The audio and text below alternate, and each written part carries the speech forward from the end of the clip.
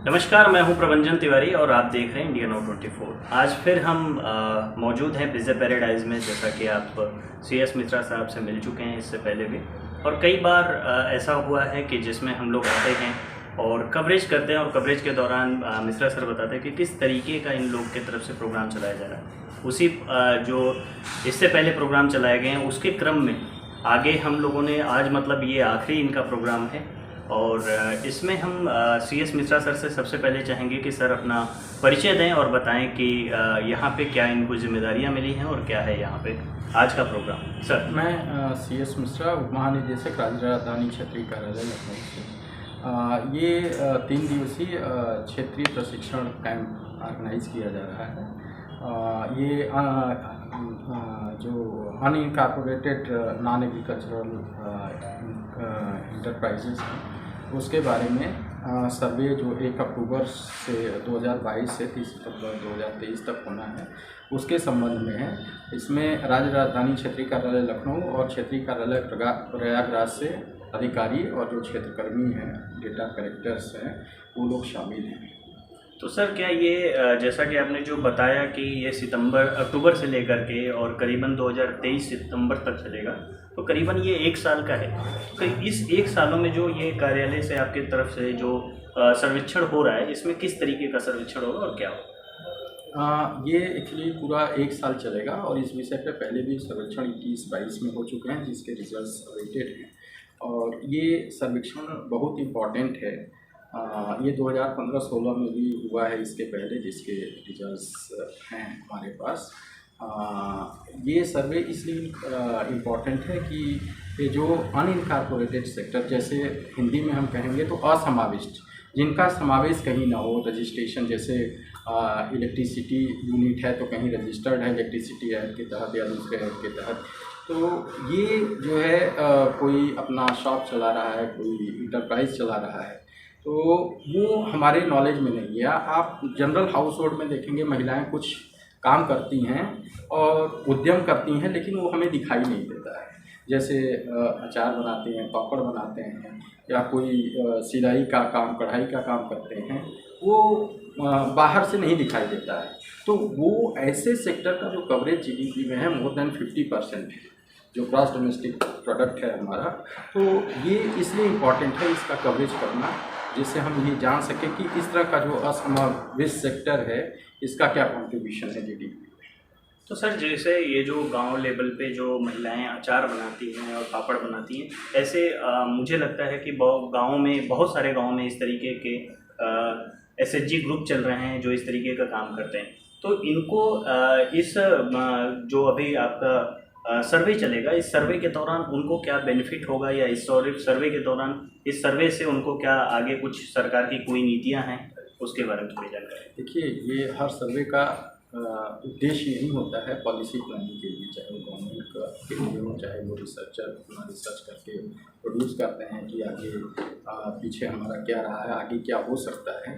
वो आंकड़े इसलिए बहुत इम्पॉर्टेंट होते हैं। और जो जैसे आपने सेल्फ हेल्प ग्रुप की बात की, तो ये कवरेज जो है ना, कवरेज के लिए सब डिफाइंड है। हमारा जो डेफिनेशन होता है, डेफिनेशन कॉन्सेप्ट में ये डिफाइंड है कि इसमें कवरेज क्या क्या आएंगे। जी, ठीक है। वो मतलब किस एक्ट में किस जगह है, वो कहाँ रजिस्ट्रेशन है या नहीं है, ये सब क्लियर डिफाइंड है। क्योंकि इस विषय पर हमारा एक एनुअल सर्वे ऑफ इंडस्ट्रीज़ भी होता है, वो जो है फैक्ट्रीज एक्ट है और बीड़ी सिगार एक्ट है, ये सब सारी चीज़ें कवरेज है उसमें वर्कर्स के हिसाब से। तो वो सब में को एक्सक्लूड करते हुए यहाँ क्या कवरेज करना, ये प्रॉपर डेफिनेशन है।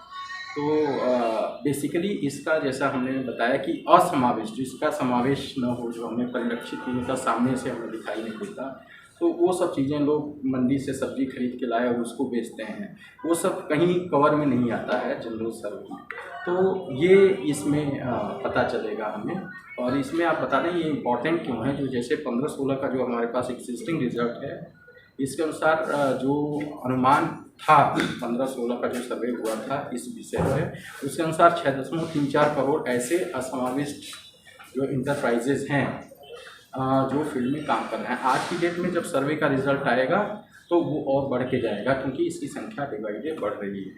जो एक छोटा सा सवाल सर आपसे ये है कि जो ये 3 दिवसीय प्रोग्राम आपके तरफ से रखा गया है, आपके कार्यालय की तरफ से, इसमें क्या आपके कार्यालय के अदर भी लोग हैं या फिर केवल सिर्फ कार्यालय से? नहीं, ये कार्यालय जैसे हमारा राज्य राजधानी क्षेत्रीय कार्यालय है, इसके अंतर्गत 4 और कार्यालय आते हैं, झांसी, गोंडा, फतेहपुर और कानपुर।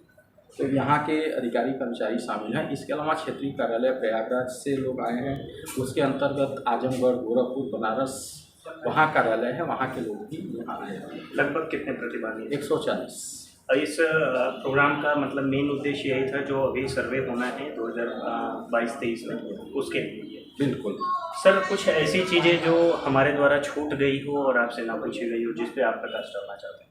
नहीं, हम ये कहना चाहेंगे कि इसमें जो हाउस होल्ड्स कवरेज हैं, इंटरप्राइजेस का कवरेज है, तो जो लोग इसमें सम्मिलित हैं, जहां हमारे अधिकारी कर्मचारी जाएंगे डेटा कलेक्ट करने, सुपरविजन करने, तो उसमें सहयोग प्रदान करें। और उससे भी ज़्यादा महत्वपूर्ण है मीडिया का, और मीडिया जैसे आप लोग हैं कवरेज के लिए आए, अपना महत्वपूर्ण समय निकालें हैं इसके लिए, तो आप लोगों से भी अनुरोध है कि इसका अपने जो इलेक्ट्रॉनिक चैनल हैं उसके माध्यम से बार बार इसको प्रसारित करें, जिससे लोगों में जागरूकता फैले।